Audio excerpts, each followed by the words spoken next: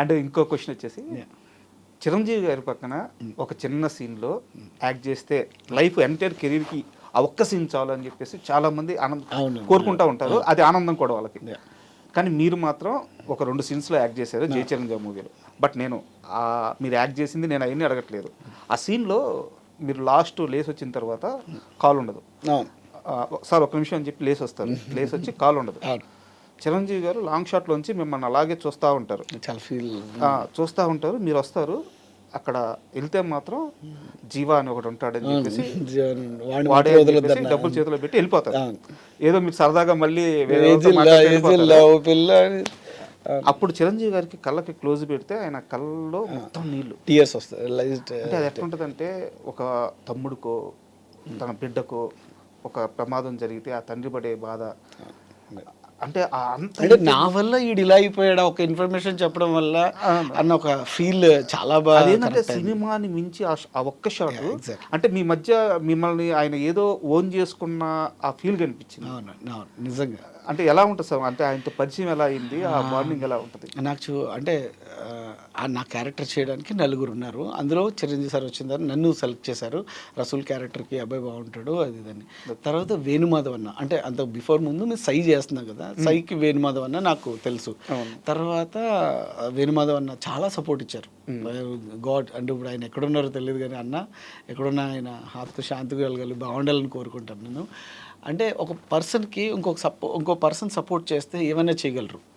So అలాగే చాలా tension ఉండేది. చిరంజీవి సార్ ఆయన్ని చూస్తూ పెరిగి, ఆయన చూస్తూ ఇంట్లో మంచాలు ఎరగొట్టి డాన్సులు వేసి ఇన్ని చేసిన పర్సన్ నిజంగా ఆయన ముందు ఫేస్ చేసి యాక్ట్ చేయాలంటే నాకు చాలా చాలా ఆ రోజు నైట్ మొత్తం నిద్రపోలేదు నేను. సుబ్బారావు గారు కో డైరెక్టర్ గారు నైట్ మార్నింగ్ 7:30కి నువ్వు అన్నపూర్ణ 7 acresకి రావాలమ్మా, షూట్ ఉంటుంది రేపు అది అని చెప్పగానే నాకు అసలు అంటే ఆయన చూడగానే ఫేస్ చేయగలను, నేను ఏం మాట్లాడాలి ఫస్ట్, ఆయన ఎలా ఫీల్ అవ్వాలి. నేను నైట్ అసలు నిద్రలేదు సీరియస్లీ. ఆ తర్వాత వెళ్తే నాకు టెన్షను. తర్వాత ఫస్ట్ వేణుమాధవ్ అని వచ్చారు, తర్వాత చిరంజీవి సార్ వచ్చారు. వచ్చిన తర్వాత 4 ఉన్నారు, అందులోంచి నన్ను సెలెక్ట్ చేశారు. అమ్మా ఒక చిన్న ఫీల్. తర్వాత వెళ్ళి డ్రెస్ కాస్ట్యూమ్ అది ఇచ్చారు, వేసుకుని వచ్చాం. తర్వాత డైలాగ్స్ చెప్పారు.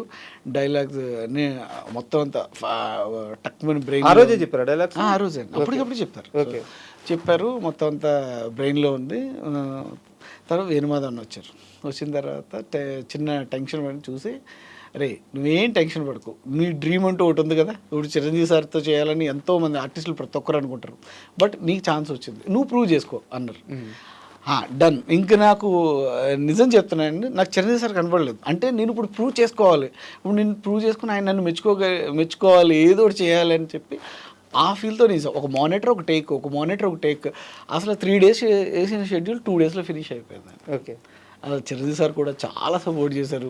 ఆ శ్రీనివాస్ అని కాళ్ళకి సీజీ చేస్తారు కదా, ఆయన్ని తీసుకొచ్చి ఇంట్రడ్యూస్ చేసి, అంటే అంత పెద్ద చిరంజీవి సారు ఒక సీజీ పర్సన్ తీసుకొచ్చి నాకు పరిచయం చేయాల్సిన అవసరం లేదు, కాలుకి ఆ కాటన్ అది కట్టి ఇది చేయాల్సిన అవసరం లేదు. అంటే ఒక ఆర్టిస్ట్ మీద ఆయన చూపించే ప్రేమ ఎలా ఉంటుందంటే, ఇప్పటికి మొన్న వెళ్ళి నేను అప్పుడు కలిసినా సరే లేచి నుంచుని మాట్లాడతారు, సార్ ప్లీజ్ సార్ కూర్చోండి సార్, మీరేంటి సార్ లేచి. మనకి ఎలా ఉంటుందంటే గుండెలు కొట్టుకుంటూ ఉంటాయి ఓ పక్కన. కానీ అంత ప్రేమగా చూడటం అన్నది అవతల తట్టుకోలేరు. అందుకే this the number 1 megastar Chiranjeevi sir. Super అండి.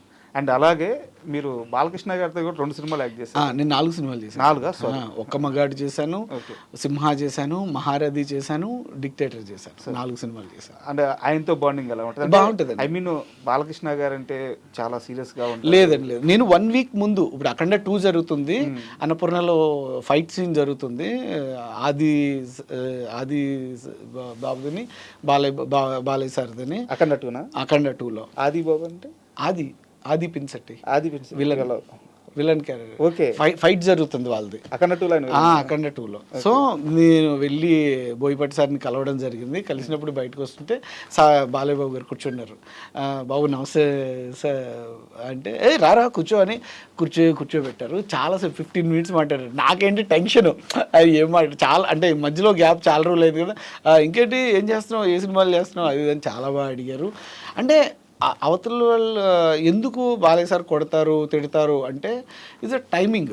అవతల వాళ్ళు ఎక్సైట్ అయిపోతుంటారు ఆడియన్స్, చాలా మంది ఇప్పుడు అభిమానులు ఎక్సైట్ అయిపోయి మీద పడిపోతూ ఉంటారు, ఆయన చేయి పట్టుకు లాగేస్తూ ఉంటారు. అభిమానంతో ఏం చేస్తారన్నది ఆ టైంలో తెలీదు, అందుకే చూస్తారు, చూసి ఫట్మన్ ఒక ఎవడైతే ఎక్సైట్మెంట్ ఉంటాడో ఆ నవ్వుని కొడతారు, మిగతా వాళ్ళు అందరూ కంట్రోల్ అవుతారు. ఇప్పుడు అంతే తప్ప ప్రేమతోనే మళ్ళీ అలా అని చెప్పి ఏదో ఆడి మీద మళ్ళీ రా అని చెప్పి మళ్ళీ ఆడనే పిలిచి మళ్ళీ ఫోటో ఇస్తారు. అంత అంటే హార్ట్లో ఏ ఉండదు, బంగారం అంతే, ఓపెన్గా మాట్లాడేస్తారు, ఏదైనా ఉంటే తిట్టేస్తారు, కొట్టాలని మీద కొట్టేస్తారు, అంతే అంతే తప్ప మనసులో ఏమీ పెట్టుకోరు. సో అంటే కాసేపు సినిమాల విషయం పక్కన పెట్టేద్దాం. నేను మోతీనగర్లో ఉంటాను సార్. నేను రాజీవ్ నగర్లో ఉంటాను. తెలుసు. ఎప్పుడు అక్కడ మన ఆంజనేయ స్వామి టెంపుల్ ఉంది కదా, అక్కడ ఎప్పుడు వెళ్ళినా కానీ మీరైతే కనిపిస్తూ ఉంటారు టెంపుల్లో. బాగా భక్తి ఎక్కువ. అవునండి, ఈజ్ అ గాడ్. నేను శివుడిని బాగా నమ్ముతాను. ఎందుకంటే శివుడు మీన్స్ అంటే పంచభూతాలే మన పవర్, అంతే. మనకి దేవుడు ఎప్పుడు కనిపించరు, ఏం చేయరు. మనం చేసే మంచే మనకు తిరిగి వస్తుంది, మనం చేసే చెడే మళ్ళీ తిరిగి వస్తుంది. సో ఇట్స్ అంటే మన మైండ్ పీస్ఫుల్గా ఉండాలంటే ఇట్స్ ఎ గాడ్, ఏదో ఒకరికి ఎవరో ఒకరికి సరెండర్ అవ్వాలి మనం. సో నేనైతే గాడ్కి సరెండర్ అవుతాను. ఆ రోజు శివరాత్రి సంథింగ్ రౌండ్స్ తిరుగుతా ఉన్నారు మీరు, చాలా రౌండ్స్ తిరిగారు. అంటే ఏం లేదండి, మనం ఎలాగో వాకింగ్ ఓ పార్క్లో తిరిగేది, ఏదో గుళ్ళో తిరిగితే కొంచెం ఏదైనా పీస్ఫుల్ ఆఫ్ మైండ్, అంతే. అంత నుంచి ఏదో తిరుగుతా ఉన్నాం అని చెప్పి ఏం కాదు, జస్ట్ అంతే. అండ్ ఒక సీరియస్ క్వశ్చన్ సార్, మీ పర్సనల్కి సంబంధించింది. నాకు తెలిసి మీరు సినిమాలో సక్సెస్ అయ్యేదాకా గుడ్ సన్ అయితే కాదు. అవును, ఐఎమ్ వెరీ బ్యాడ్ సార్. మీరు బ్యాడ్ సార్. అండ్ ఒక సినిమాలో సక్సెస్ అయ్యారు, నిలదొక్కున్నారు. బట్ చాలా తొందరగా ఒక 50 సినిమాలు చేసేసారు, చాలా తొందరగా ప్రొడ్యూసర్గా టర్న్ తీసుకున్నారు. నాట్ ఏ ప్రొడ్యూసర్ అండి, ఐఎమ్ ఆర్టిస్ట్ ఓన్లీ. ఆ క్షణంలో ఆ ఒక్క సినిమాకి, కలియుగ మూవీకి, దానికి కూడా మీ పేరెంట్స్ సపోర్ట్ చేసి ఏమేం చేయాలో వాళ్ళ ఆస్తులు కొంచెం అమ్మైనా సరే మీకు ఇచ్చారు. ఇప్పుడు మీ జర్నీ ఇలా సాగుతూ ఉంది, మధ్యలో కొన్ని ఇబ్బందులు. ఇప్పుడు మ్యారేజ్ కాలేదు కదా, మ్యారేజ్ కాలేదు. సో మీరు వాళ్ళకి కొంత ఆనందం ఇచ్చారు, ఎక్కువ బాధ ఇచ్చారు. అంటే మీ విషయంలో వాళ్ళు చూపించే లవ్ ఎలా ఉంటుంది సార్? ఎందుకు అంటే మీకు ఇద్దరు తమ్ముళ్ళు, మీరు అన్న, ముగ్గురు. అంటే స్మాల్ ఫ్యామిలీ కానీ ఇట్స్ అ గ్రేట్ ఫ్యామిలీ అండి. ఎందుకంటే కొడుకు కోసం తల్లిదండ్రులు ఏమైనా త్యాగం చేస్తారని మనం వింటాం కదా, అలాగే వాళ్ళ ఆస్తులు ఇచ్చేసారు, వాళ్ళ గోల్డ్ ఇచ్చారు, వాళ్ళు సంపాదించింది ఎవ్రీథింగ్ అంతా ఇచ్చారు. అలాగే తమ్ముళ్ళు కూడా, ఇప్పుడు ఆస్తుల కోసం కొట్టుకునే ఫ్యామిలీ ఉంటుంది అన్నదమ్ముళ్ళు ఎప్పుడు కూడా. అలాంటిది మా తమ్ముళ్ళు అన్నది చాలా గ్రేట్. ఇప్పుడు అన్న నిలబడతాడు, మనం ఏదైనా చేయాలని సపోర్ట్తో. నిజంగా వాళ్ళిద్దరు కూడా నా కోసం మొత్తం అంతా డెడికేట్ చేశారు. సో అలాంటి ఫ్యామిలీని నిజంగా అంటే మీరు అన్నట్టు ఆనందం అయితే నేను తక్కువ ఇచ్చాను, బాధ అయితే ఎక్కువ ఇచ్చాను. నాకు కూడా పెయిన్ ఉంటుంది, అరే ఒక మంచి ఫ్యామిలీని తీసుకొచ్చి రోడ్డు మీద కూర్చోబెట్టేసానే అన్నది. అంటే అప్పుడులో నాకు ఎక్సైట్మెంట్లో తెలియలేదు, అంటే అంత నాలెడ్జ్ లేదు, జ్ఞానం లేదు. మనం ఒక సినిమా చేస్తే టక్మని ఒక 6 monthsలో మంచిగా డబ్బులు వస్తాయి, డబ్బులు తీసుకెళ్ళి మళ్ళీ ఏదన్నా అమ్మ వాళ్ళకి మంచి కొనిద్దాం, అది ఇద్దాం, ఇది.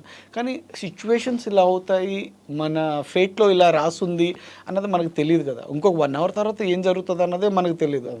సో ఇలాగ టర్న్ అవుతుంది లైఫ్ అంతా అని నేను ఎక్స్పెక్ట్ చేయలేదు. సార్ ఒకటి, మీరు అమ్మ నాన్న దగ్గర నుంచి తీసుకొచ్చిన డబ్బుతో పేకాడలేదు, ఒక జూదం ఆడలేదు, ఒక తప్పు చేయలేదు, సిన్సియర్గా సినిమాలో ఒక ప్రయత్నం. ఎగ్జాక్ట్లీ, నాకు అదే హ్యాపీనెస్ ఉంది ఇప్పటికి. ఇప్పుడు నేను పెట్టింది ఎక్కడో ఎవరికో పెట్టలేదు, నా ఇండస్ట్రీలో ఉన్న వాళ్ళకి, లైట్ ఆఫీసర్స్ కానీ టెక్నీషియన్స్ కానీ, ఇక్కడ ఉన్న వాళ్ళకే పెట్టాను. డెఫినెట్గా కళ్ళమ్మతలు ఏదో ఒక రూపంలో తిరిగి బ్యాక్ టు మళ్ళీ మనకు వస్తుంది. ఎవరో ఒకరు డెఫినెట్గా గుర్తించి మళ్ళీ ఒక మంచి క్యారెక్టర్, మంచి లైఫ్ ఏదో ఒకటి ఇస్తారు, అంతే తప్ప నేను ఎప్పుడు అలా ఆలోచించను ఎక్కడికో పోయిన డబ్బులు ఏదో నాశనం చేసేసారు. మీరు అన్నది కరెక్ట్. నా ఫీలింగ్ కూడా, నేను ఇంత కాన్ఫిడెన్స్గా ఇంత హ్యాపీగా ఎందుకున్నాను అంటే ఆ ఒక్క రీజన్. నిజంగా ఎవరొక్క పెట్టలేదు, నేను నా చుట్టూ ఉన్న నా ఫ్యామిలీ మెంబర్స్కే పెట్టాను నేను, అంతే.